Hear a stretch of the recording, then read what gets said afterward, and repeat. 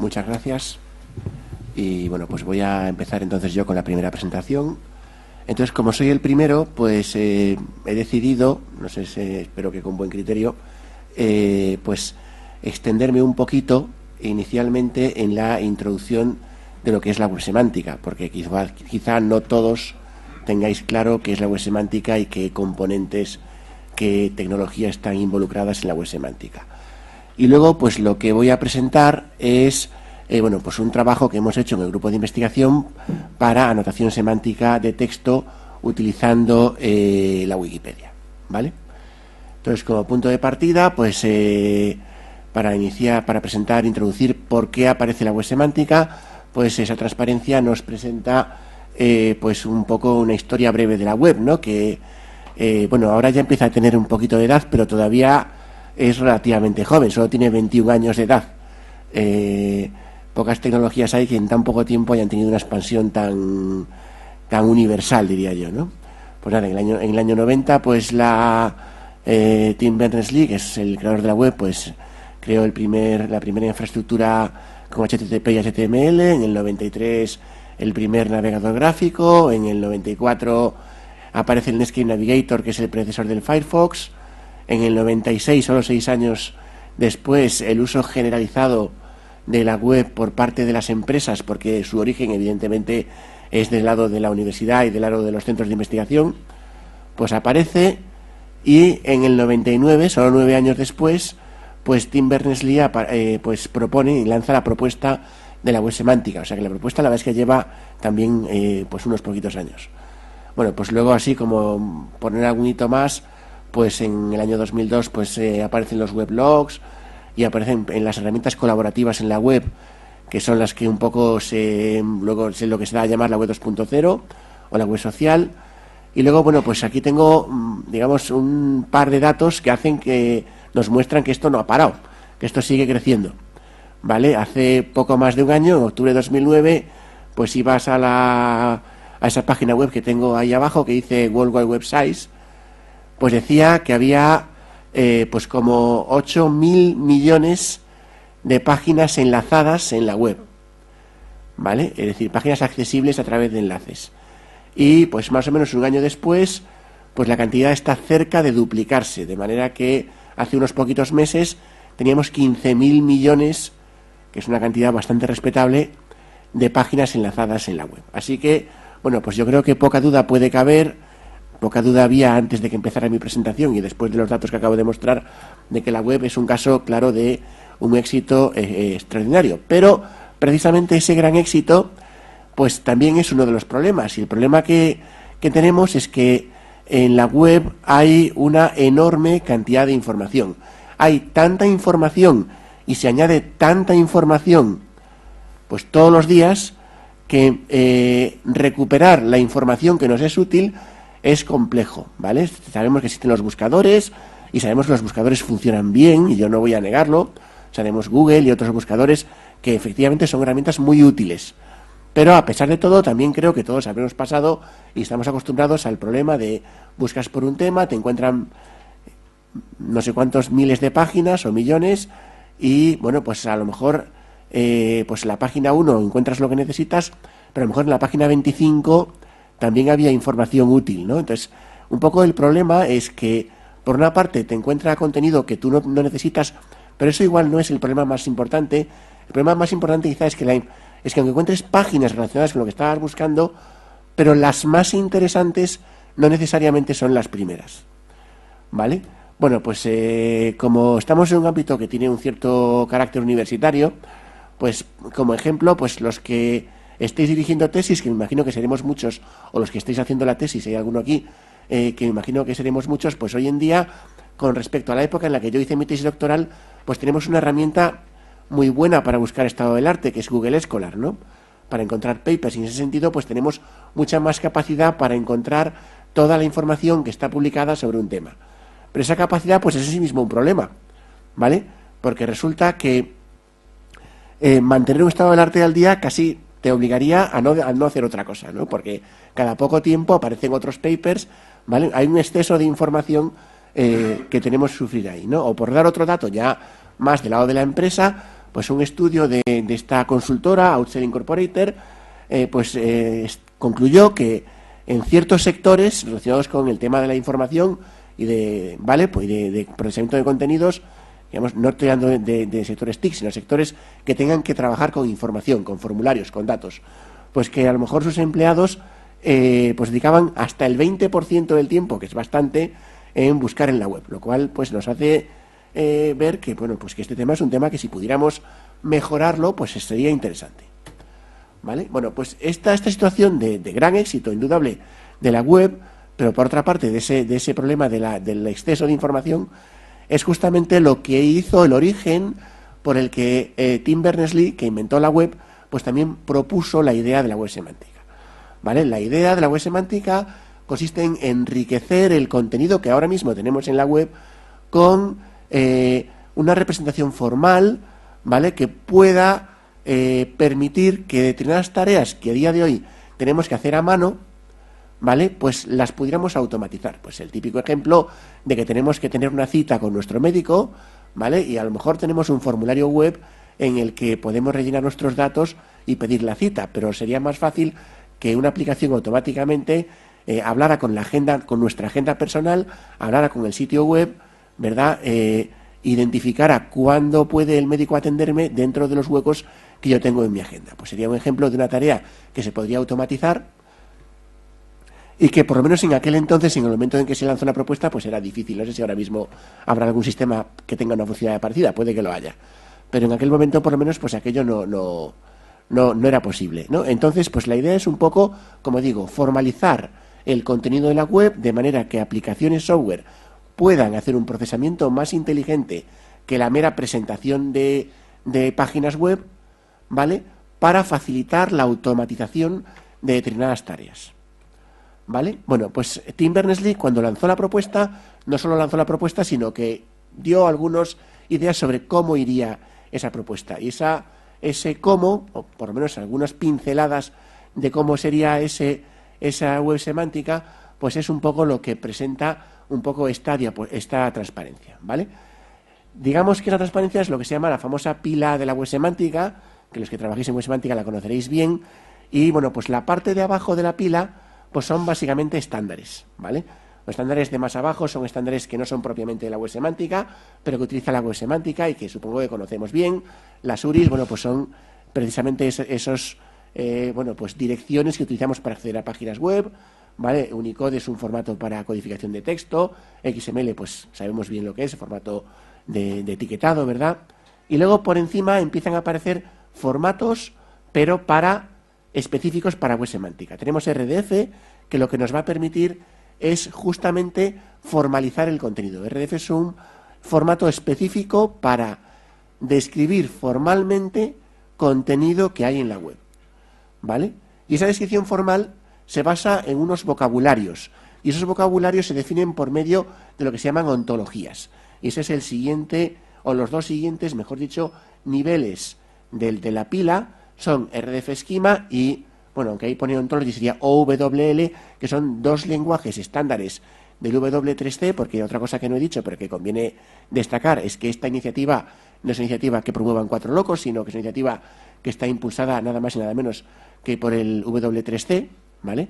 Y estos formatos, RDF, RDF Schema y OWL, son estándares, son recomendaciones del W3C, y luego ya en la parte de arriba ya no tenemos estándares, lo que tenemos es, digamos, herramientas. Tendríamos, pues aquí puede haber un estándar para definición de reglas lógicas, ¿vale? Porque esos modelos formales están basados en determinadas lógicas descriptivas, y luego tenemos ya herramientas de razonamiento lógico que nos permiten, basándonos en los modelos lógicos de las ontologías y basándonos en los metadatos que hemos modelado en RDF, pues hacer razonamientos y obtener nuevos resultados y poder realizar decisiones. Luego, bueno, pues aquí hay una capa de seguridad que, combinada con la capa lógica, ¿vale? Esta capa de seguridad, como es con firma digital, con cifrado, mezclado con la capa lógica, nos daría al final pues el ideal, que evidentemente no hemos conseguido a día de hoy, pero que sería, bueno, pues el objetivo final de la web semántica es obtener resultados, y resultados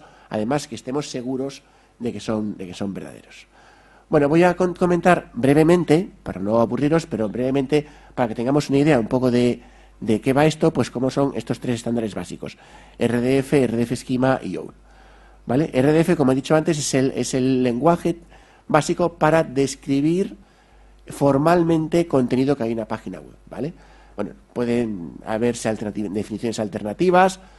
Una definición sería un lenguaje para descripción de recursos en la web, y ahora hablaremos de qué es un recurso.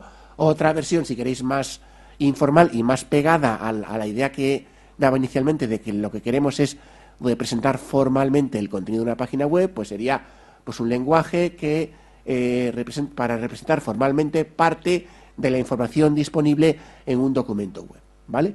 En todo caso, lo que vamos a hacer es describir recursos. De hecho, RDF son las siglas de Resource Description Framework, o marco de descripción de recursos. Y entonces la siguiente pregunta es, bueno, ¿y qué es un recurso? Bueno, pues recurso en dos palabras es cualquier cosa de la que yo pueda hablar que sea parte del mundo virtual o parte del mundo real, ¿vale? Lo básico es, digamos, el punto de partida es que yo quiero describir páginas web. Entonces el recurso primero, digamos, de partidas es una página web, pero también puedo describir una imagen que aparece en una página web u otros elementos del mundo virtual, como por ejemplo un correo electrónico. Pero también puedo describir, ¿vale? También puedo querer hablar de otros recursos que son del mundo físico, que son cosas que se mencionan, o personas, o ¿verdad?, que se mencionan en una página web. Entonces podemos hablar de personas, localizaciones, organizaciones, etcétera, ¿vale? ¿Y cómo se describen esos recursos? Pues la idea básica de RDF es que un modelo RDF, un conjunto de metadatos RDF, son propiedades que damos sobre recursos. Y, digamos, el elemento básico de RDF es lo que se llama una sentencia, y una sentencia es una tripla, y la tripla tiene tres elementos: el sujeto, que es el recurso sobre el que voy a dar una propiedad; el predicado, que es la propiedad que voy a definir sobre ese recurso; y el objeto, que es el valor que toma la propiedad para ese recurso. Como ejemplo, pues el ejemplo típico que viene en el estándar, pues es pues que la página web www.example.org tiene un creador que se llama John Smith, cuyo valor es John Smith. Esto se puede modelar en forma de grafo, donde el sujeto es un nodo, el predicado es un arco y el objeto también es un nodo. Comentar que el sujeto necesariamente tiene que ser un recurso, porque el sujeto es lo que estoy describiendo y hemos quedado en que lo que describo son recursos, ¿vale? Los predicados también son recursos, ¿vale? Cualquier propiedad que yo pueda definir sobre un recurso es en sí misma un recurso. Y en cuanto a los objetos, pueden ser un recurso, como el caso anterior en el que era una persona, pero también puede ser un dato, pues un número, una fecha, y en ese caso hablamos de un literal. Bueno, y esta sería la representación súper sencilla en forma de grafo de esta tripla, ¿no? Es decir, que esta página web tiene un creador que se llama John Smith, pues tenemos el primer nodo, ¿vale?, que es, ¿vale?, con estas elipses representan recursos, ¿vale?, que es la página web. Aquí tenemos la propiedad y finalmente tenemos el valor, que es un recurso, ¿vale?, que representa a la persona. No lo he dicho antes, pero es buen momento para que lo diga ahora. Como podéis ver, tanto para el sujeto como para el objeto, como para la propiedad creador que tengo aquí, todo esto se identifica por medio de URIs. Efectivamente, la forma de identificar un recurso concreto en la web semántica, tanto si es un recurso virtual como si es un recurso del mundo real, es por medio de URIs. Bien, bueno, esta transparencia simplemente no tiene mucho interés, es simplemente para mostraros que aparte de la representación gráfica, hay representaciones textuales variadas, ¿vale? En esta representación textual, las triplas simplemente tienen pues la URI del sujeto, la URI del predicado y la URI del objeto. Cuando el objeto es un literal, en vez de poner menor mayor, el literal lo pongo entre comillas. Tampoco tiene mayor interés, simplemente que sepamos que en los modelos RDF también se pueden describir de forma textual. Hay diferentes versiones textuales para representar modelos RDF, incluyendo una versión XML. Bueno, y ahora voy a hablar de las ontologías, que era el siguiente nivel en la etapa. Entonces, como he dicho antes, los recursos se describen formalmente utilizando unos vocabularios, ¿vale? Y esos vocabularios se se definen por medio de lo que se llaman ontologías, ¿vale? Voy a empezar por la segunda definición, que básicamente es justamente lo que acabo de decir. Un vocabulario que describe pues, los conceptos que aparecen y las propiedades que aparecen en un cierto dominio. Por ejemplo, podríamos tener ontologías, y luego hablaremos de ello, relacionadas con el dominio de la educación, ¿vale? Y posiblemente junto a un conjunto de reglas que deben cumplir esos términos y esas propiedades, ¿vale? Una definición más rigurosa y más clásica de ontología es esta que tengo aquí arriba, que es como digo, la definición clásica de ontología, que es una especificación formal y explícita de una conceptualización compartida. Y bueno, pues brevemente explico un poco lo que quiere decir. Formal quiere decir que tiene un modelo lógico detrás. Explícita quiere decir que lo que yo no escriba en la ontología no se da nada por supuesto, ¿vale? Si yo tengo una ontología, por ejemplo, para modelar animales y no tengo la clase persona, pues a nivel de esa ontología el concepto de persona pues es que no existe directamente. Y conceptualización lo que quiere decir es que la ontología modela, abstrae un dominio, describe, dice, lista cuáles son los conceptos relevantes en un dominio concreto y sus relaciones. Y finalmente lo de compartida tiene mucho que ver con el tema de la web, ¿vale? Digamos que la web es útil, ¿vale? Porque hay mucha gente que puede acceder a ella, ¿vale? Pues una ontología es útil en el momento en el que haya mucha gente que esté de acuerdo con esa ontología y que la utilice, ¿vale? Puedo poner un ejemplo también relativo con los idiomas, ¿vale? Pues el idioma castellano es útil porque hay mucha gente que hablamos en idioma castellano. Si yo fuera la única persona en el planeta que hablara un determinado idioma, pues no me serviría de mucho, porque claro, ¿con quién me voy a comunicar si soy la única persona en todo el planeta que habla ese idioma? Pero como hablo en idioma castellano y afortunadamente las personas que estáis en esta sala, pues me entendéis, ¿vale? Pues el idioma castellano me sirve para comunicarme con vosotros y para ponerme de acuerdo con vosotros. Pues en una ontología pasa algo parecido, es un vocabulario, y ese vocabulario será útil en tanto haya un grupo de personas, haya un grupo de usuarios que entiendan ese vocabulario. Se pueden desarrollar aplicaciones que procesen ese vocabulario, que lo entiendan y que puedan dar servicio a esa comunidad de usuarios que está de acuerdo, que comparte ese vocabulario. Bueno, entonces, ahora vamos a hablar un poquito de los estándares para descripción de ontologías.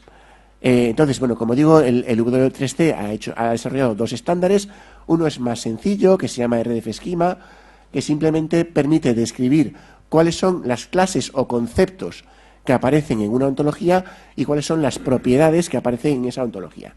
Y, bueno, pues básicamente nos sirve cuando lo que tengamos que hacer es desarrollar ontologías sencillas.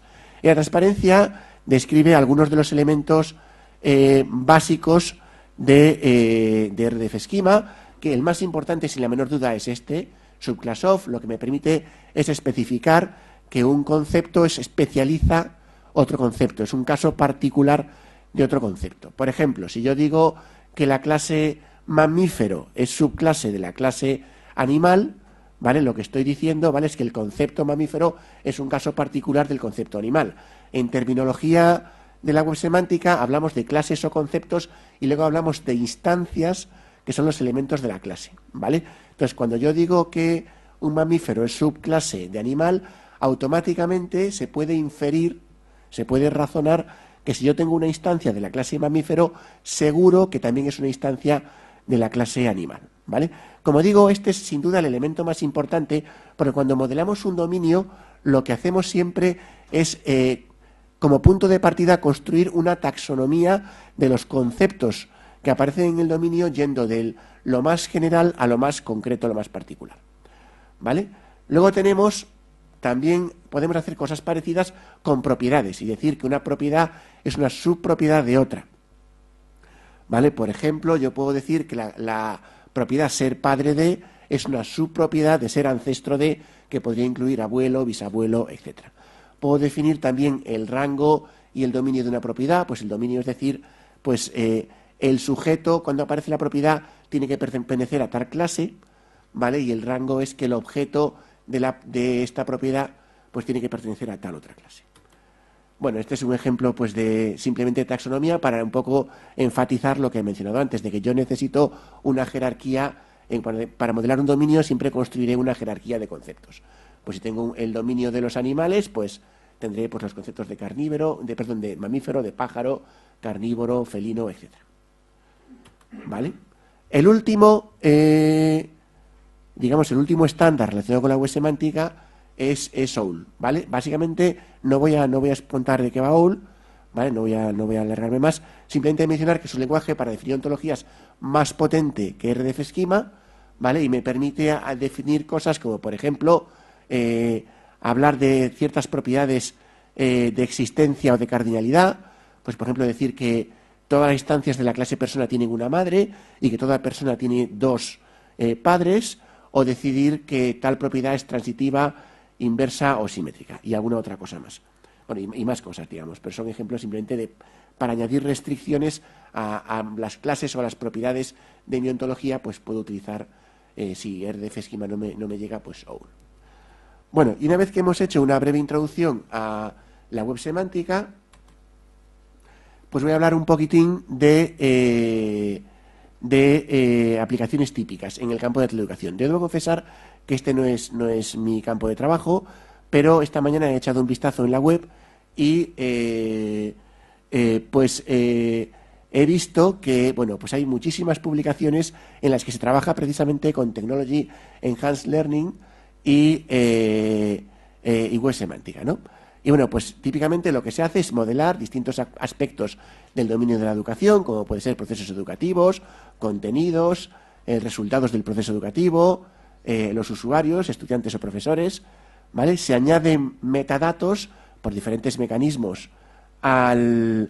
Que es por medio de anotaciones a los contenidos o a los procesos, y luego se utilizan los modelos y los metadatos para desarrollar herramientas que den soporte a la educación, como por ejemplo podría ser desarrollar una herramienta que de forma personalizada y adaptativa en función del comportamiento del usuario le ofrezca al usuario un contenido concreto o unos problemas concretos para conseguir que el usuario entienda un concepto. Bueno, voy a hablar ahora un poquito más de anotación semántica, de texto, que es un poquito el tema de trabajo en el que trabajo yo. El objetivo es extraer descripciones de recursos, es lo que llamamos, anotar semánticamente es identificar, a partir de un recurso, pues identificar un conjunto de metadatos que lo describan, ¿vale? Y entonces lo que vamos a hacer nosotros es, usando herramientas automáticas o semiautomáticas, procesar texto libre para extraer esas anotaciones. Es un problema complejo porque el lenguaje natural es complejo, es ambiguo. Las herramientas que vamos a desarrollar son dependientes del lenguaje, no va a ser la misma herramienta la que procese chino que la que procese inglés, que la que procese castellano. Las herramientas también deberían estar ajustadas al dominio donde se van a hacer las anotaciones. No es lo mismo el dominio de la educación que el del periodismo, que la literatura, que un email donde usamos un lenguaje más informal, etcétera. A pesar de lo cual, pues hoy en día hay resultados interesantes. Bueno, voy a simplemente contaros pues qué tipo de anotaciones podemos extraer a partir de texto libre. Pues podemos, por ejemplo, este es un ejemplo del periodismo, podemos identificar la categoría de un documento. Por ejemplo, esta es una noticia de tecnología, podría haber noticias de economía, de política, de deportes. Podemos identificar entidades con nombre.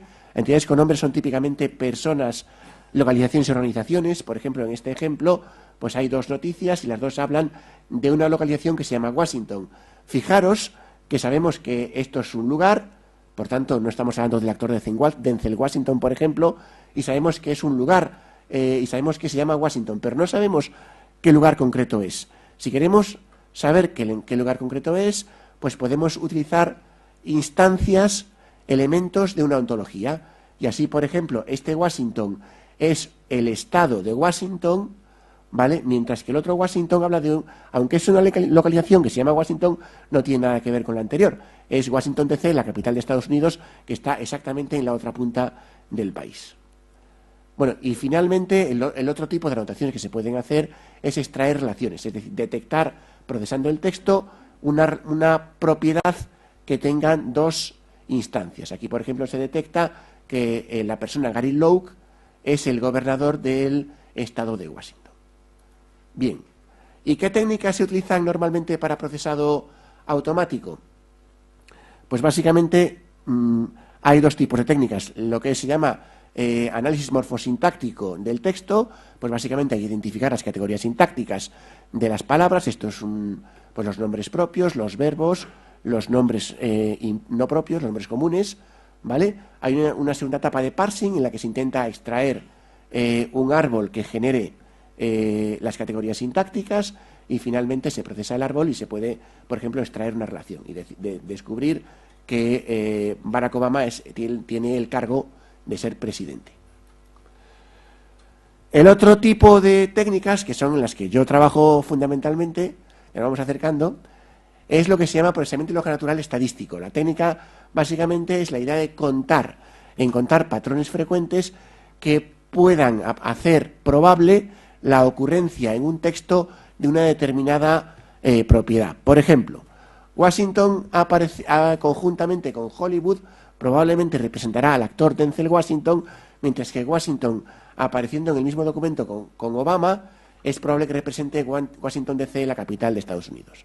¿Vale? La idea es, usando el contexto y contando, cuando aparece este patrón frecuentemente, ¿vale? Washington lo voy a poder desambiguar a la capital de Estados Unidos o a el actor, ¿vale? Y eso se basa en el contexto en el que aparece aquella trozo de texto, aquella pedazo del documento que quiero anotar. Bueno, y finalmente, como digo, os voy a contar brevemente, porque ya veo que me he pasado de tiempo, pero voy a intentar abreviar, pero contaros brevemente, pues un trabajo que hemos hecho en el grupo para justamente hacer eso, identificar instancias en un documento utilizando la Wikipedia, ¿vale? Este es un ejemplo de una noticia, ¿vale? Probablemente no se verá bien, pero no importa. Digamos, en la noticia, usando un extractor de entidades, que eso ya está hecho, ¿vale? Identificamos, por ejemplo, aquí tenemos Atlanta, ¿vale? Las que están en rojo, ¿vale? Athens, Georgia, ¿vale? Estos son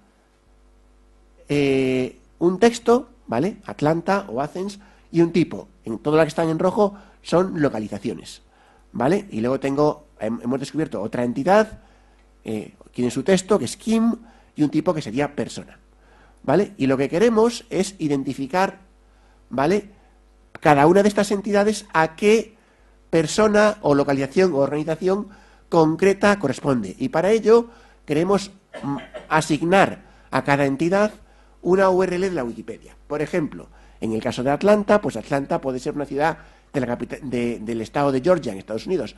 Pero se da la circunstancia de que Atlanta también es una ciudad del estado de Illinois. De la misma forma, Athens podría ser la capital de Grecia, pero también hay una ciudad que se llama Athens en el estado de Georgia. Y finalmente, Georgia puede ser un estado en Estados Unidos, pero también puede ser un país de Europa. Bueno, y finalmente Kim podría ser Kim Basinger u otra persona que se llame Kim, ¿vale? Bueno, ¿y cuál es el enfoque que seguimos nosotros? Bueno, pues el enfoque que seguimos en nuestro trabajo consiste en identificar cuál es la combinación de instancias más probable que se corresponda con la combinación de entidades que aparece en el documento, ¿vale? Esto quiero dejarlo claro porque digamos que en el estado del arte hay muchos trabajos en los que si, por ejemplo, quiero desambiguar Atlanta, pues se basan en contar frecuencias sobre otras entidades que aparezcan en el documento. Por ejemplo, en este documento, otras entidades que aparecen pues son Kim, Athens y Georgia, ¿vale? Entonces, cuando yo tengo Kim, Athens y Georgia, ¿cuál es la representación más probable de Atlanta? El estado de Georgia, el estado de Illinois, otra localización distinta, ¿vale? Pero nosotros, en lo que nos diferenciamos, como digo, de los enfoques clásicos que podemos encontrar en el estado del arte, es que lo que buscamos es directamente intentar identificar cuál es la combinación de instancias más probable. ¿Cuál es la combinación de instancias, ¿vale? ¿Qué es más probable? Que aparezcan Atlanta de Georgia, el estado de Georgia y Athens en Georgia, parece que es razonable. ¿O es más probable Atlanta en Illinois y Athens en Europa? Pues probablemente sea menos probable como combinación de instancias, ¿vale? Entonces, esa es un poco la idea básica de nuestro enfoque. Intentar encontrar, dado una combinación de entidades, cuál es la combinación de instancias más probable para esa combinación de entidades. Entonces, ¿cuál es el enfoque que vamos a seguir? Pues primero vamos a encontrar las entidades en el documento. Para ello hay herramientas que podemos utilizar de dominio público para estación de entidades. Para cada entidad, identificar un conjunto de instancias candidatas que van a ser siempre artículos de la Wikipedia. Y luego a cada instancia candidata le vamos a asignar un valor de ranking entre 0 y 1, de manera que queremos que valores más altos de ranking indiquen valor más alto de probabilidad de ocurrencia. Sean indicadores de probabilidad. Bueno, entonces, ¿cuál es la idea? Pues la idea básica es aplicar esta fórmula que tengo aquí. La fórmula dice, es la expresión matemática de la frase que tengo aquí. Decimos que una instancia tendrá un ranking elevado si las instancias que típicamente ocurren con ella también tienen un ranking elevado, ¿vale? Tenemos una fórmula recursiva. La idea es, si el ranking de IJ es alto y la probabilidad de que IJ e I coocurran, ¿qué quiere decir? Quiere decir que IJ probablemente aparece. Y cuando IJ aparece, probablemente aparece I. ¿Vale? Luego, el producto de estos dos números será elevado y será una suma. Contribuirá al ranking de I, haciendo que el ranking de I sea elevado también. ¿Vale? Si tenemos los otros casos posibles, es decir, que I e IJ típicamente no coocurren, aunque se sepa con mucha certeza que está IJ, esto será casi cero y entonces el producto será casi cero. Al revés, si I e IJ coocurren con mucha frecuencia, pero la probabilidad de que tenga IJ es muy baja, pues entonces también este producto será casi cero y el ranking de I será casi cero. Esto nos lleva a una fórmula matricial donde A es una matriz de coocurrencias y R es un vector de rankings de instancias.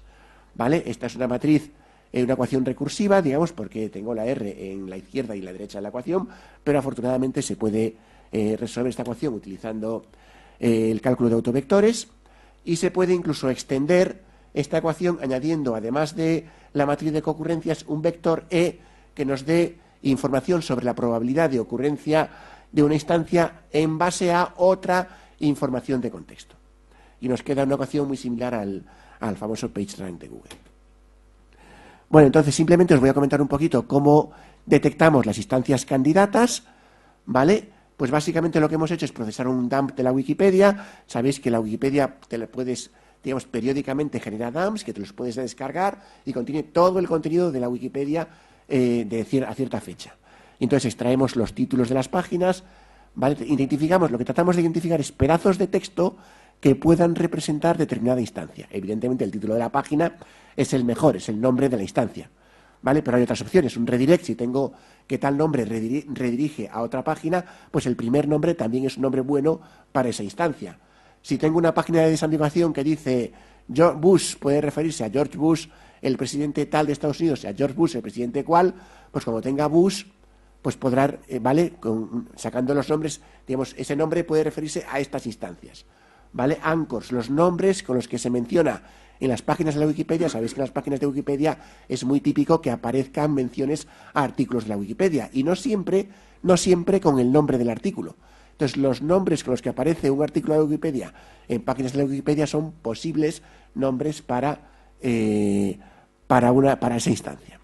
Entonces, todo eso lo indexamos en Lucene y entonces, buscando con los nombres de las entidades, obtenemos las instancias candidatas. Bueno, tampoco quiero entrar en mucho más detalle. Y luego, pues una vez que tenemos las candidatas, pues aplicamos nuestra fórmula. Simplemente mencionar que tenemos dos matrices. Una matriz A sub L y una matriz A sub C. Y luego tenemos un vector E. El vector E básicamente se saca del peso que le da a cada instancia candidata Lucene. Básicamente Lucene, digamos que a los resultados mejores les da un peso, los ordena antes, y a los que se alejan más del nombre que yo he buscado, pues da un peso menor. Entonces, como digo, tenemos lo que era la matriz A, la hemos dividido en dos componentes. Hay un componente que está basado, se construye, ¿vale?, que es A sub C, en base a que dos instancias concurran en el mismo documento de la Wikipedia. Entonces, en este ejemplo, porque tengo una página de la Wikipedia que es lista de Business School en Estados Unidos, y en esa página aparece Athens, la ciudad de Georgia, y Georgia, el estado de Estados Unidos, pues eso hace que haya contribuye a la concurrencia entre Georgia, de Estados Unidos, y Athens, la ciudad de Georgia, de acuerdo con la matriz A sub C. Y luego tenemos otro componente, A sub L, que es básicamente en enlaces. Si yo en la ciudad de Atlanta tengo un enlace al estado de Georgia, pues probablemente es porque las dos están relacionadas. Tiene sentido, ¿vale? Esos son los dos tipos de información. Tampoco voy a entrar en detalles de cómo se calculan las matrices que manejamos para construir las dos matrices de coocurrencias, ¿vale? Dos matrices que miden la similaridad semántica entre dos conceptos. Bueno, pues con este modelo, pues participamos el año pasado en un concurso científico que se llama la Text Analysis Conference, que se hace todos los años. Y hay justamente hay varias, digamos, competiciones, y hay una que justamente se trata de hacer lo que acabo de presentar. Me dan un documento y hay que identificar a qué instancia se refiere cada entidad. Y bueno, pues no ganamos, lo tengo que reconocer, pero quedamos de todos los participantes europeos el mejor, lo cual no está mal. Bueno, pues nuestros resultados, bueno, mencionar que nos daban entidades, algunas no se correspondían con ningún elemento de la Wikipedia, ¿vale? Y esas les llaman las que son nil, es decir, esa entidad no se mapea a ninguna instancia, ¿vale? Bueno, pues mandamos 3 ejecuciones, no me interesa el valor de estos coeficientes, ajustando estos coeficientes a nuestro algoritmo, pues lo importante es que, bueno, el resultado que sacamos de tasa de acierto es el del 77%, y bueno, para las non-nil el 66% y para las nil el 85%. Hay que mencionar que, como es natural, el concurso está hecho, digamos, con mala intención, poniendo ejemplos difíciles, ¿no? Entonces, porque si pone uno ejemplos al azar, normalmente hay poca ambigüedad y, digamos, uno puede alcanzar fácilmente valores por encima del 90% de acierto. Pero incluso poniendo ejemplos ambiguos, pues acabamos, como digo, en tasas de acierto por encima del 66% en las non-nil y del 77% globales. Bueno, esta última transparencia simplemente distingue las tasas de acierto que sacábamos dependiendo de el tipo de entidad. Entonces, para personas donde sacábamos mejor resultado, y es habitual, suele ser lo más fácil de desambiguar, casi el 90%, en organizaciones pues un poco peor, 75%, y en localizaciones pues el 65%, y aquí claramente pues tenemos margen para mejorar. Bueno, pues nada, básicamente es lo que he presentado. Como voy un poco retrasado, pues me disculpáis por el retraso y aquí termino mi presentación. ¿Alguna pregunta?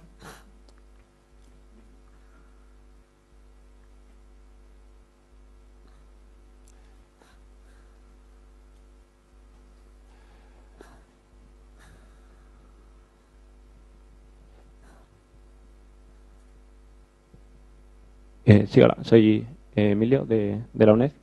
Te iba a preguntar, primero, siempre que veo charlas relacionadas con PLN, no termina de haber nunca una relación, bueno, personalmente yo creo, pues a lo mejor me estoy equivocado, entre esta recuperación de información y luego su uso de verdad en e-learning. En mi propio departamento también pasa que muchas veces se recupera información, pero luego, ¿para qué? O sea, ¿qué sentido tiene eso? Entonces, no sé exactamente si en vuestro campo sabes si hay más relación o no. Y luego otra segunda pregunta es si sabes cómo va a influir el nacimiento de la HTML5 en todos estos conceptos y si va a haber que cambiar ciertas formas de actuar al recuperar información a web o todo va a seguir igual. Bueno, la segunda pregunta, la verdad es que debo reconocer que me dejas un poco de fuera de fuego porque yo no conozco en detalle el estándar HTML5. Lo que es procesado de texto libre, que es lo que yo trabajo, pues en principio no se debería ver muy afectado, creo yo. Si tiene capacidad para meterle RDF dentro de la página HTML, pues ese RDF, que me imagino que va por ahí la pregunta, pues ese RDF se podría explotar. Tú puedes utilizar ese RDF como información. Digamos, cuando tú estás anotando texto libre, todo el contexto que puedas aprovechar te ayuda a ese digamos, extracción de anotaciones, ¿vale? Entonces, cuanto más contexto tenga, más fácil es mi vida. Y el contexto, cuanto más formal, más preciso es. Respecto de la primera pregunta, bueno, vamos a ver. La verdad es que yo ya he dicho antes que el campo de la educación no es un campo en el que yo trabajé mucho, entonces me pillas un poco fuera de juego también. Digamos, en principio la idea, hay varios, lo que he contado hoy, que es básicamente extracción de identificación de instancias, tiene aplicaciones directas en el caso de la búsqueda, ¿vale? Porque si yo busco por Atlanta, ¿vale? O busco por Athens, y quiero buscar por AdSense por la ciudad de Georgia y escribo en Google AdSense, pues me encontraré un montón de páginas que no tienen nada que ver con lo que estoy buscando. Si pongo AdSense Georgia, seguramente la cosa mejorará bastante, ¿vale? Pero en todo caso, en lo que me ayuda directamente, el beneficio directo es en recuperación de información, porque soy más preciso en la búsqueda, ¿vale? Si además de eso tengo extracción de relaciones, ¿vale? Puedo hacer procesamiento semántico, ¿vale? Puedo, digamos, con extracción de relaciones, puedo aprender contenido que hay en la página web, ¿vale? Y, bueno, pues tendría que pensar un ejemplo, pero si estoy, por ejemplo,